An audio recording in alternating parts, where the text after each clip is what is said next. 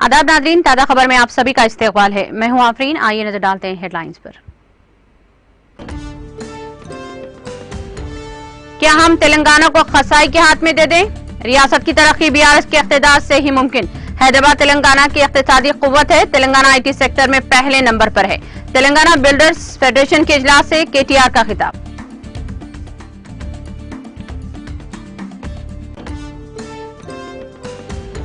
तरक्याती Falahi programme ही BRS की कामयाबी की जामिन। तीसरी बार केसीआर की क़ियादत में बीआरएस हुकूमत होगी कायम।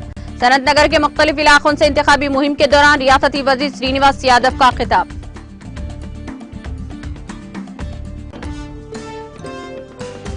कांग्रेस लीडरों को अपने मुल्क की कामयाबियां न देखने की जहनी बीमारी। मध्य प्रदेश में इंतखाबी मुहिम के दौरान बैतूल जिले में इंतखाबी रैली से वज़ीर आज़म मोदी का खिताब।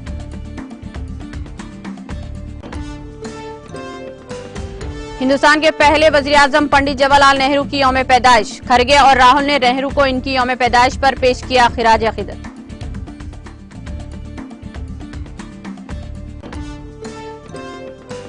मोदी इंतखाबात में करते हैं लोगों को भड़काने की बात। राजस्थान के वज़ीर आला अशोक गहलोत की मोदी पर तनकीद।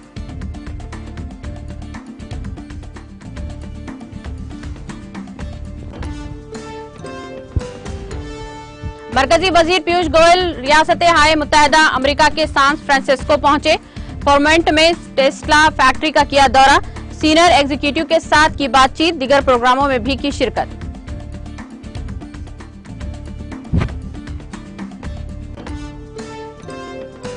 ट्यूनिस ने गजा के लिए 13 टन इंसानी इमदाद के साथ रवाना किया दूसरा तैयारा। ट्यूनिस अफ्रीका प्रेस की एक रिपोर्ट में दी गई इत्तला।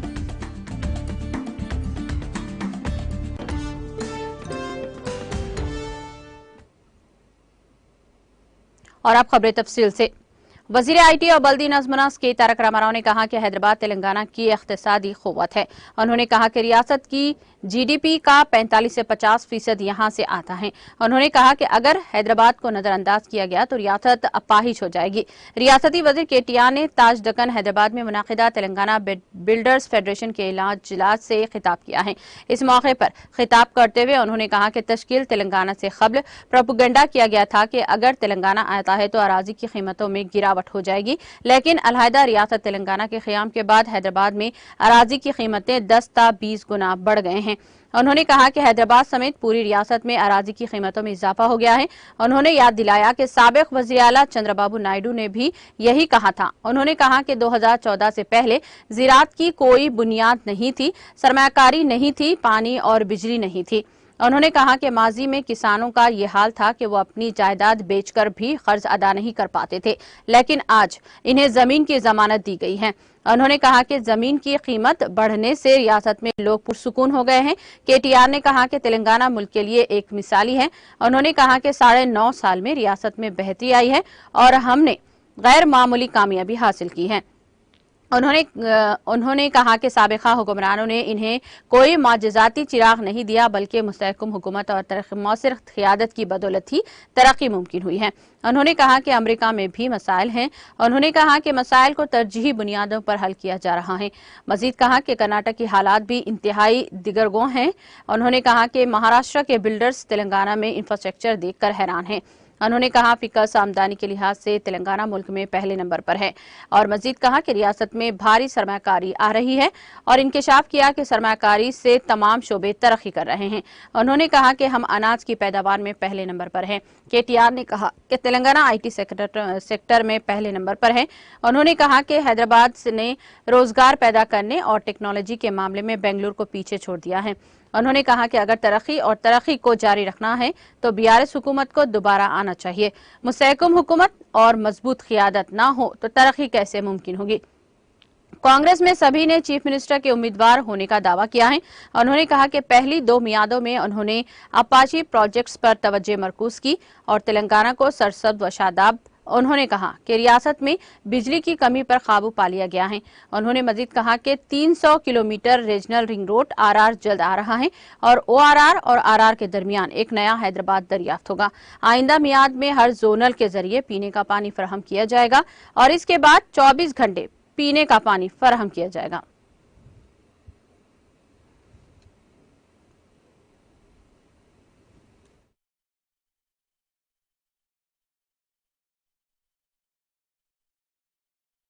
హైదరాబాద్లో భూములు అమ్మకండి, కుదిరితే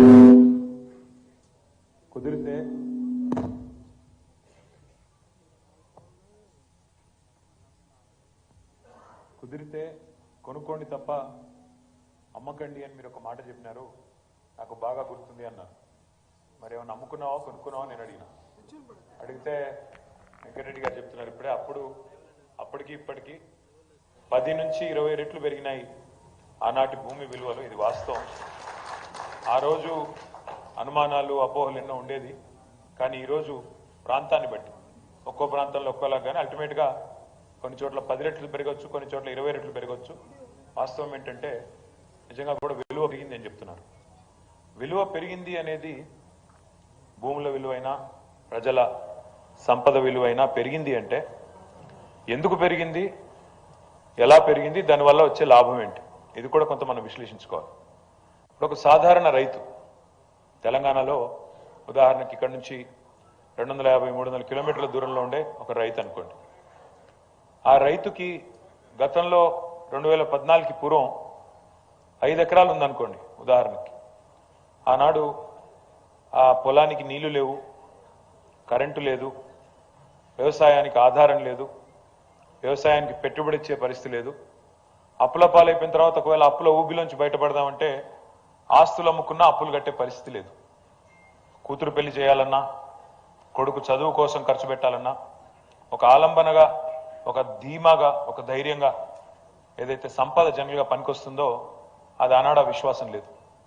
కానీ ఈరోజు తెలంగాణలోని ఏ రైతుని అడిగినా, 70 లక్షల రైతులు ఎవరైతే రైతు బంధు అందుకుంటున్నారో వాళ్ళని అడిగినా, లేదా తెలంగాణ మారుమూల ప్రాంతాల్లో కూడా ఎక్కడైనా సరే అలంపూర్ నుంచి మొదలు పెడితే ఆదిలాబాద్ దాకా, నారాయణ ఖేడ్ నుంచి మొదలు పెడితే భద్రాచలం దాకా, ఏ మూల నుంచి ఏ మూలకి పోయినా ఇవాళ తెలంగాణ రైతులు డెఫినెట్గా ధీమాగా, ధైర్యంగా నాకేమన్నైనా నా కుటుంబానికి ఢోకా లేదు అనే ఒక స్థితి వచ్చిందంటే డెఫినెట్గా ఈ విలువ పెరగడం అనేది కూడా, భూముల విలువ పెరగడం అనేది కూడా ఒక ముఖ్యమైన కారణం.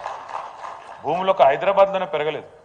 భూముల ధరలు ఒక హైదరాబాద్లోనో హైదరాబాద్ శివారు ప్రాంతాల్లో పెరగలేదు, రాష్ట్రం అంతా పెరిగినాయి.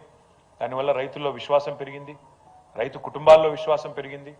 ఓవరాల్గా నాకు ఒకవేళ ఏదైనా వ్యాపారంలో దెబ్బతిన్నా, ఒక పంట ఏదన్నా అనుకోకుండా అకాల వర్షం వల్లనో రాళ్ల వాన వల్లనో నష్టం వచ్చినా నాకేం కాదు, నాకంటూ ఆస్తి ఉంది అనే ఒక విశ్వాసం ఇవాళ పెరిగింది. ఈ మాట నేను చెప్పడం కాదు, ఈ మధ్యన చాలా మంది చెప్తున్నారు. చంద్రబాబు నాయుడు గారు కూడా చెప్పారు, ఈ మధ్యన 2-3 సార్లు చెప్పారు, మీరు చూసే ఉంటారు. తెలంగాణ వచ్చిన తర్వాత ఇక్కడ భూముల ధరలు ఎట్లా పెరిగినాయి, సంపద ఎట్లా సృష్టించబడుతోంది. ఇవాళ ఒకరిద్దరు కాదు, మొత్తం రాష్ట్రంలో ఎంతో మంది ఈ మాట చెప్తున్న విషయం కూడా నేను మీకు గుర్తు చేస్తాను. అయితే ఎట్లా జరిగింది ఇది? ఇదేదో కేసీఆర్ గారు వీళ్ళు మమ్మల్ని విమర్శిస్తూ ఉంటారు. కేసీఆర్ గారు ఏ పని చేయలేదు, ఏమీ చేయలేదు, ఎవరిని కలవరు అని చెప్పి ఎవరెవరో ఏదేదో మాట్లాడుతూ ఉంటారు. మాకు అంటే అఫ్కోర్స్ గిట్టని వాళ్ళు, మేమంటే గిట్టని వాళ్ళు, మేము ఓడిపోవాలని కోరుకునే వాళ్ళు, మేము ఇంటికి పోవాలని కోరుకునే వాళ్ళు సహజంగానే అట్లే మాట్లాడతారు. కానీ వాస్తవం ఏంటి? మరి కేసీఆర్ గారు ఏమీ చేయకుండానే ఇవాళ భారతదేశంలో తెలంగాణ అనే రాష్ట్రం ఒక దిక్సూచిగా, ఎన్నో రంగాల్లో ఆదర్శంగా, ఎన్నో రంగాల్లో అగ్రగామిగా ఊరికినే ఎదిగిపోయిందా? కేసీఆర్ గారికి పోతూ పోతూ కిరణ్ కుమార్ రెడ్డి గారు ఏమన్నా అల్లావుద్దీన్ అద్భుత దీపం మీద నిలిచిపోయాడు? మాకు చూమంతరణంగానే అన్నీ అయిపోయినాయా? వాస్తవం ఏంటి అంటే ఇవాళ నిజంగా రాష్ట్రం 9.5 ఏళ్లలో బాగుపడింది, కొంత పని జరిగింది అంటే డెఫినెట్గా దానికి ఒకే ఒక్క కారణం, స్టేబుల్ గవర్నమెంట్, ఏబుల్ లీడర్షిప్. స్థిరమైన ప్రభుత్వం, దృఢమైన నాయకత్వం, బలమైన నాయకత్వం. స్థిరంగా ఉండాలి ప్రభుత్వం అంటే ఒక నాయకుడి మీద. ఇప్పుడు మీరు కూడా అందరూ కంపెనీ నడుపుతున్నారు, మీ కన్స్ట్రక్షన్ కంపెనీ మీరే నడుపుతారు. ఆ కన్స్ట్రక్షన్ కంపెనీని 6 నెలలకు ఒకసారి ఎండీ మారాడు అనుకోండి, పని జరుగుతుందా? ఒక నిర్ణయం తీసుకున్న తర్వాత కొత్తవాడు వస్తాడు. అందుకే తెలుగులో సామెత ఉంది, రెడ్డొచ్చే మొదలాడు అని. కొత్త ఆయన వచ్చినాడు, మళ్ళీ మొదలుపెట్టు అని. 6 నెలలకు ఒకసారి కుటుంబ పెద్ద మారినా, 6 నెలలకు ఒకసారి ఏదైనా ఇన్స్టిట్యూషన్ హెడ్ మారినా అక్కడ స్థిరత్వం అనేది ఉండదు.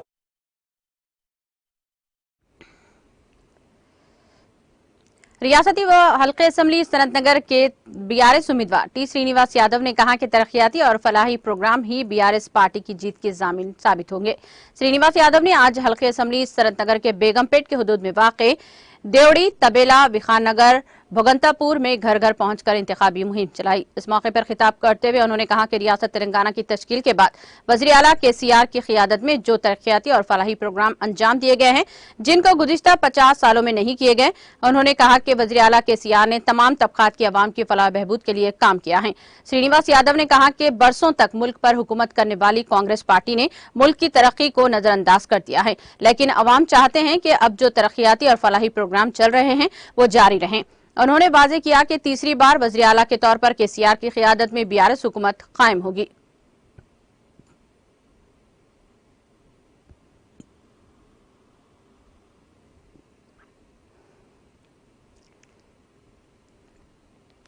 रुकने असम्बली हल्के असम्बली मुशराबाद व बीआरएस उम्मीदवार एम गोपाल की तायद में मुशराबाद में एक इजलास मुनाकिद हुआ, जिसमें रुकने असम्बली मुशराबाद एम गोपाल, साबिक रियासती सेक्रेटरी बीआरएस मोहम्मद शरीफुद्दीन के ने मेहमान खुसूसी शिरकत की। इस मौके पर मुनाकिदा इंतखाबी जलसे से खिताब करते हुए इन कायदीन ने तेलंगाना हुकूमत की तरक्याती और फलाही स्कीमात से वाकिफ करवाते हुए अवाम से कार के निशान को वोट देकर बीआरएस उम्मीदवार को भारी अक्सरियत से कामयाब बनाने की अपील की।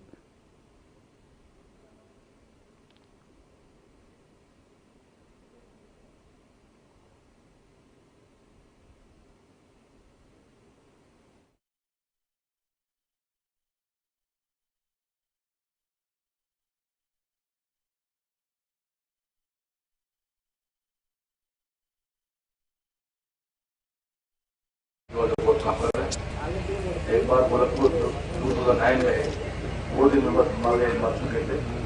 होने के बाद हादसा होने के बाद बड़े पैमाने से मुर्शिदाबाद में आज तक जो ड्रेनेज का प्रॉब्लम मसला था वो मसला हल कर दिए और साफ पानी सब कुछ मिला। अब इतना गोरखपुर के रोड़ा चले थे, लेकिन गली गली में बड़े पैमाने से रोड डेवलप करे और करंट का भी अच्छा डेवलप कर काम करते हैं और हर जगह आप स्पेशली भी सपोर्टेड मुस्लिम भी कर रही है, वो तो हमारे चल रहा वैसा। आपको मालूम करना चाहिए हैदराबाद से मुर्शिदाबाद ट्रांसलेट में कम से कम 12 बस्ती दवाखाने बाजू बाजू में जो गोरखपुर के पास 2 बस्ती दवाखाने चल रहे हैं, उसमें चिंता है। 2001 से 14 तक तहरीक में था तो लोग मुझे पकड़ कर पूछते थे कि भाई तेलंगाना नहीं आता, क्यों मजाक कर रहे, क्यों कर रहे। तो मैं ये सीना ठोक के बोलता था कि 14 साल तहरीक में हम काम करें, तेलंगाना आता और नामुमकिन को मुमकिन बनाने वाले का नाम केसीआर है। जिस तरह तहरीक में हम लोगों से कहा करते थे, ठीक उसी तरह आज मैं तमाम मुसलमानों से कह रहा हूँ, फिक्र मत करिए, केसीआर के जैसा लीडर सारे हिंदुस्तान में नहीं है। केसीआर साहब की नीयत बिल्कुल साफ है। हमने हाल ही में असेंबली के अंदर रिजर्वेशन पास करके सेंट्रल गवर्नमेंट को भिजवाया। अब आप जानते हैं सेंट्रल गवर्नमेंट में किसकी सरकार है, क्या मुमकिन है वहां पर मुसलमान को रिजर्वेशन, वहां 12% रिजर्वेशन मुमकिन है? हरगिज नहीं। तो हमारी नीयत साफ है।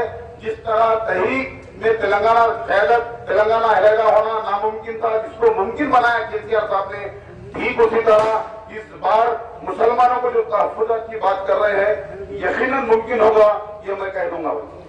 इस हल्के की तरक्की के लिए क्या क्या काम किए गए यहाँ पर? यहाँ तरक्की के लिए मैं सलाम करना चाहूंगा मुठा गोपाल साहब को।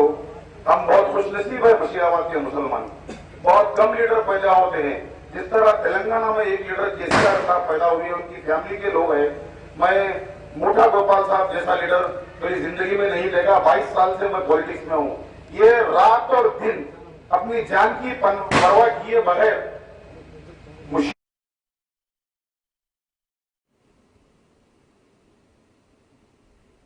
सदर कुल हिंद मजलिस इत्तेहादुल मुस्लिमीन व रुकने पार्लियामेंट हैदराबाद बैरिस्टर असदुद्दीन अवैसी ने जुबली हिल्स हल्के के मजलिस इंचार्ज मोहम्मद अनवर सादत की निगरानी में हल्के असम्बली जुबली हिल्स के इलाके बोराबंडा डिवीजन के मुख्तलिफ इलाकों में पैदल दौरा करते हुए मजलिसी उम्मीदवार राशिद फराज के हक में इंतखाबी मुहिम चलाई। इस दौरान सदर मजलिस बैरिस्टर असदुद्दीन अवैसी ने बोराबंडा साइट 3, बोराबंडा पंखा साइट 2, साइट 3 और साइट 4 के अलावा घर घर पहुंचकर अवाम से मुलाकात करते हुए इन्हें मजलिस के उम्मीदवार को वोट देकर भारी अक्सरियत से कामयाब बनाने की अपील की। इस मौके पर साबिक शरीक ऑप्शन मेंबर मोहम्मद जानी, मजलिसी कॉर्पोरेटर्स नरसिंह राव के अलावा एरागड्डा कॉर्पोरेटर के फर्जंद मोहम्मद अजहर उद्दीन, मोहम्मद सुलेमान, मोहम्मद जफर के अलावा दीगर मौजूद थे।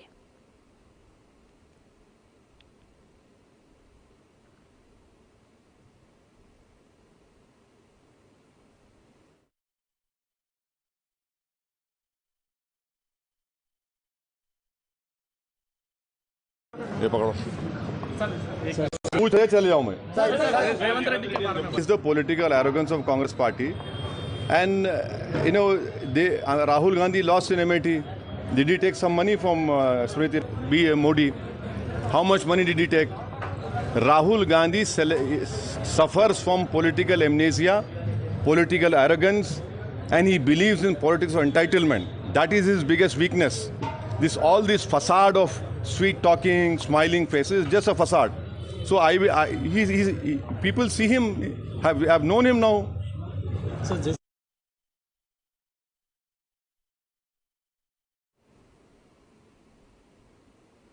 हैदराबाद शहर के हल्के नामपल्ली में वाक़े बाजार घाट में कल पेश आए आतिशदगी के अलमनाक वाक़े में हलाक होने वाले 7 अफराद की आज तदफीन अमल में आई। मदकुरा 7 महलूकीन की नमाज जनाजा नीलोफर मस्जिद नामपल्ली बाजार घाट में अदा की गई और नामपल्ली के बाजार घाट में वाक़े खुतबशाही कब्रिस्तान में तदफीन अमल में लाई गई।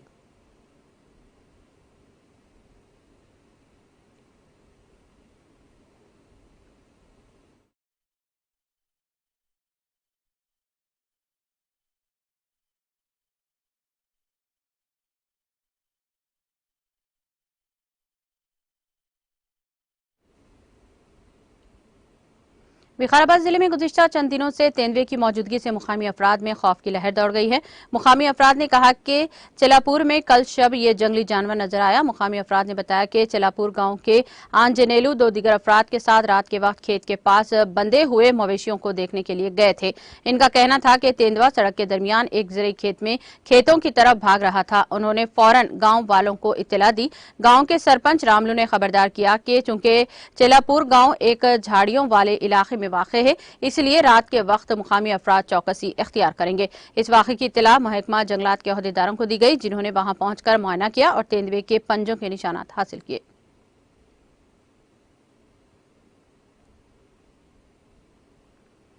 जगतियाल जिले के रायकल पुराने बस स्टैंड के हुदूद में एक किराना की दुकान में आग लग गई। मुकामी अफराद ने इस बात की इत्तला फायर ब्रिगेड के अमले को दी, जिसने वहां पहुंचकर आग पर काबू पाया। तहम फायर ब्रिगेड के वहां पहुंचने तक दुकान जलकर मुकम्मल तौर पर खाकिस्तर हो गई। शुबा किया जा रहा है कि शॉर्ट सर्किट आग लगने की वजह है। इस वाक़े में किसी जानी नुकसान की कोई इत्तला नहीं मिली है, अलबत्ता तकरीबन 10 लाख रुपए का माली नुकसान जरूर हुआ है।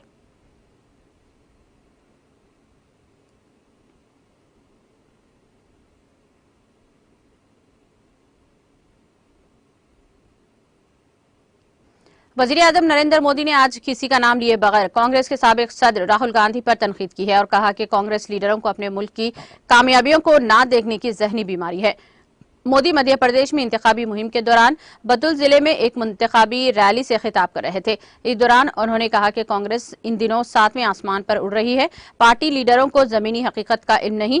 कल एक आलिम लीडर कह रहे थे कि हिंदुस्तान में ज्यादातर लोगों के पास मेड इन चाइना मोबाइल होता है। उन्होंने कहा कि कांग्रेस के लोग किस दुनिया में जहते हैं।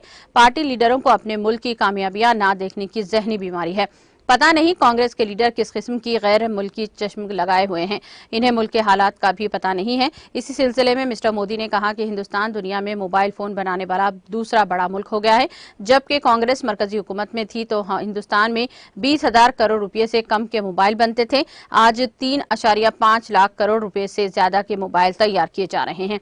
हिंदुस्तान तकरीबन 1 लाख करोड़ रुपए के मोबाइल फोन बरामद करता है। इन्होंने कहा कि जो लोग इंतखाबात के दौरान मेक इन इंडिया की बात करते हैं वो कभी लोकल के लिए वोकल क्यों नहीं होते। कांग्रेस लीडर मुल्की मसनूआत की बेतशीर करने में शर्म क्यों आती है। इनका बैरूनी ममालिक से ऐसा कौन सा गढ़ जुड़ गया है कि वहीं से सामान लाना चाहते हैं।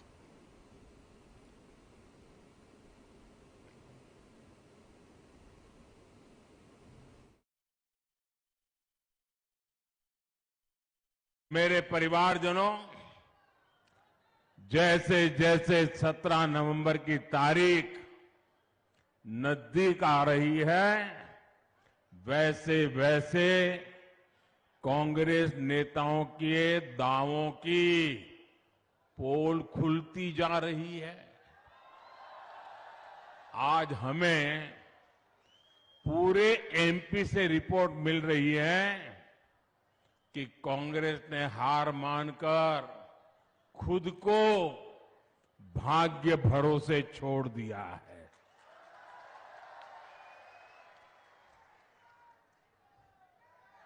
अब साधु महात्माओं के पास दोहरे धागे के लिए जा रहे हैं, कुछ नसीब खुल जाए। और कांग्रेस के जो पुराने लोग हैं वो तो कहीं नजर ही नहीं आ रहे। आधे अधूरे मन से वो बेचारे जाते, अब क्या करें।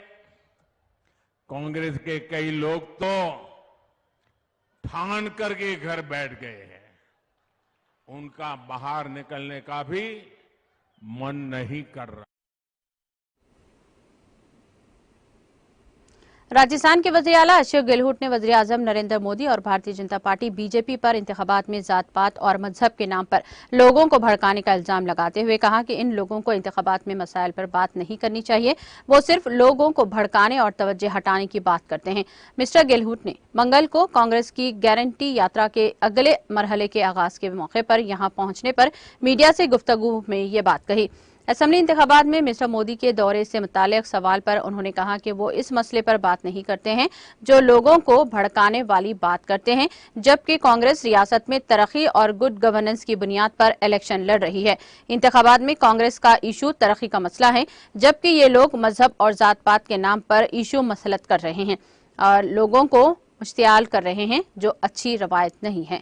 उन्होंने चैलेंज करते हुए कहा कि इन लोगों को तरक्की के मामले पर बहस करनी चाहिए, लेकिन ये लोगों को मजहब और जात के नाम पर उलझाने की कोशिश कर रहे हैं, जो मुल्क के मुफाद में नहीं है।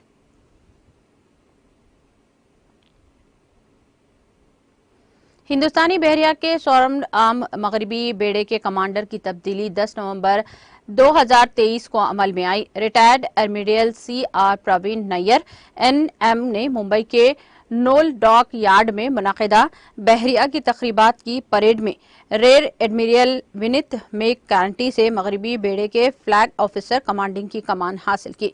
रेयर एडमिरल नैयर ने 1 जुलाई 1991 में भारतीय बहरिया में कमीशन लिया था। फ्लैग ऑफिसर गोवा की नोल एकेडमी, वेलिंगटन के डिफेंस सर्विसेज स्टाफ कॉलेज और अमेरिका में न्यू पोर्ट के US नोल वार कॉलेज के साबिक तालिब इल्म रहे हैं और फ्लैग ऑफिसर के तौर पर बहरिया के हेडक्वार्टर्स में assistant chief of naval staff policy and plan के तौर पर भी काम कर चुके हैं।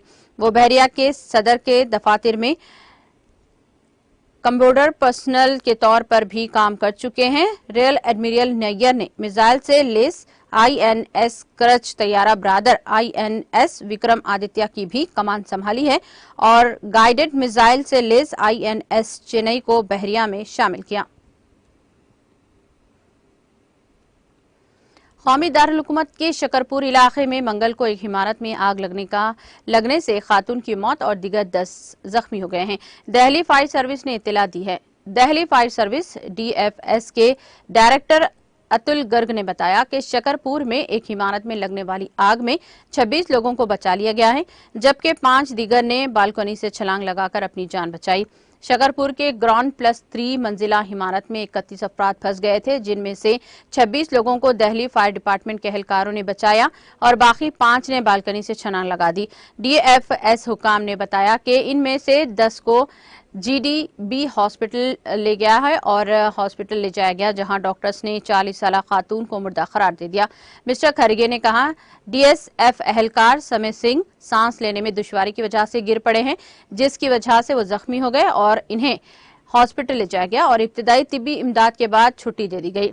DFS के मुताबिक इब्तिदाई तौर पर 3 फायर इंजनों को मौके पर भेजा गया है, लेकिन बाद में जब महकमा को फोन आया कि इमारत के अंदर बहुत से लोग फंसे हुए हैं, एहलकारों समेत 5 मजीद फायर इंजन मौके पर पहुंचे।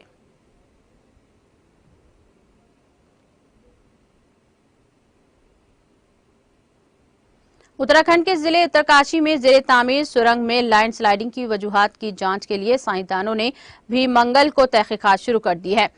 सलकियार टनल में लैंडस्लाइडिंग की वजूहात का मुताला और तहकीकात के लिए director Uttarakhand landsliding mitigation and management centre के सरबराह में हुकूमत की तरफ से तश्कील दी गई कमेटी में शामिल माहिरीन ने जाए वक़ू का मुआयना किया और तहकीकात शुरू कर दी। तहकीकाती कमेटी में शामिल माहिरीन की ये टीम गुज़िश्ता रोज ही मौके पर पहुंची थी। टीम सुरंग और इसके ऊपर की पहाड़ी का सर्वे कर रही है।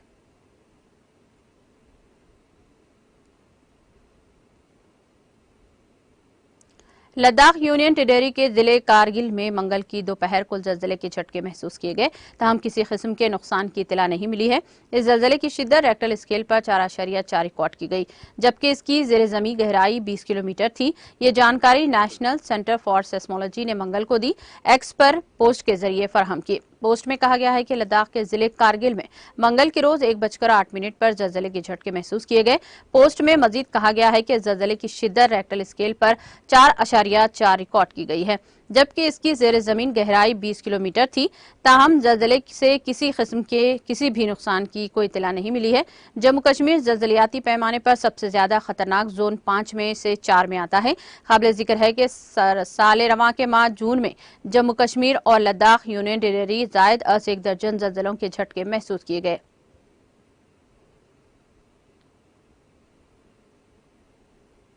तिजारत और सनत, उमूर सारिफीन, खुराक और अवामी निज़ाम तकसीम में टेक्सटाइल के मरकजी वजीर पीयूष गोयल 13 नवंबर 2023 को रियासत हाय मुत्तहदा अमरीका के सैन फ्रांसिस्को पहुंचे। सरकारी दौरे का आगाज करते हुए तिजारत और सनत के वजीर ने फर्मोनेंट में टेस्ला फैक्ट्री यूनिट का दौरा किया और टेस्ला ग्रुप के सीनियर एग्जीक्यूटिव के साथ बातचीत की। दिन के आखिर में वजीर मौसूफ ने अमेरिका की तिजारती नुमाइंदे मोहतरमा कैथरीन ताई, जमहूरिया कोरिया के वजीर तिजारत और सिंगापुर के तिजारती व सनत गॉन कैम योंग के साथ 2 तरफी मीटिंग की। इन वजारती मीटिंगों के दौरान वजीर मौसूफ ने Indo Pacific economic framework IPEF के तहत मुमकिना ताउन, 2 तरफा तिजारत और तिजारती राब्ते को मजीद बढ़ाने के तौर पर तरीकों और जराए, WTO से मुताल्लिक मामलात और बाहमी दिलचस्पी के दीगर उमूर पर तबादला ख्याल किया।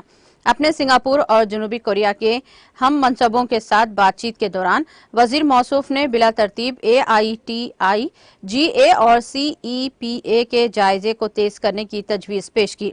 मजीद मौसूफ ने USISF और इंडिया स्पोरा के ताउन से मुनाकिदा सरमाकारों की गोलमेज कॉन्फ्रेंस में शिरकत की।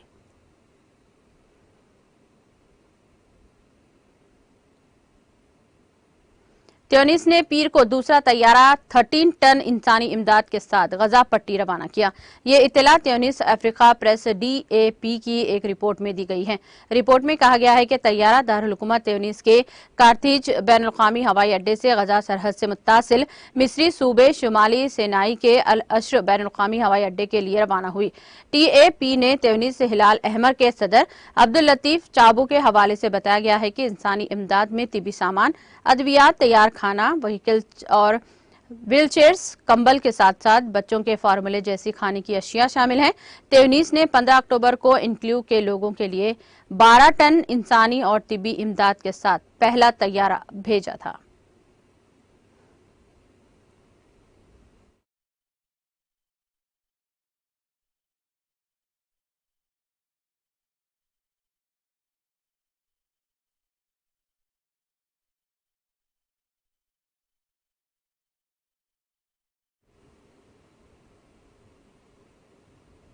इख्तिताम से खबर एक नजर हेडलाइंस पर।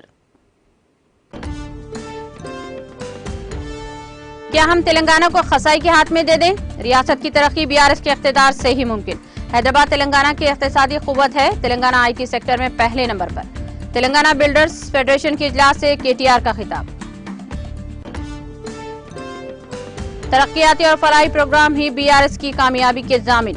तीसरी बार KCR की क़ियादत में BRS हुकूमत हो गई कायम। सनत नगर के मुख्तलिफ इलाकों में इंतखाबी मुहिम के दौरान रियासती वज़ीर श्रीनिवास यादव का खिताब।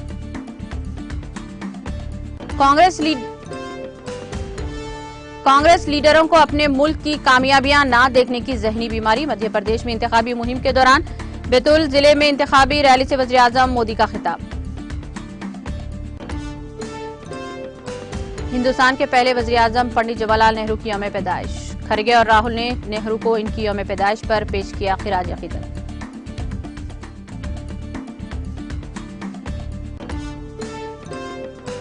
मोदी इंतखाबात में करते हैं लोगों को भड़काने की बात। राजस्थान के वज़ीर आला अशोक गहलोत की मोदी पर तनकीद।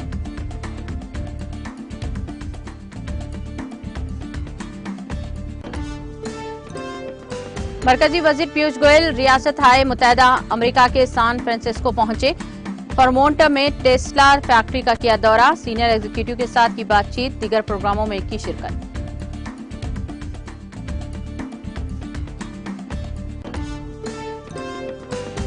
त्यूनिस ने गजा के लिए 13 टन इंसानी इमदाद के साथ रवाना किया दूसरा तैयारा। त्यूनिस अफ्रीका प्रेस की एक रिपोर्ट में दी गई इत्तला।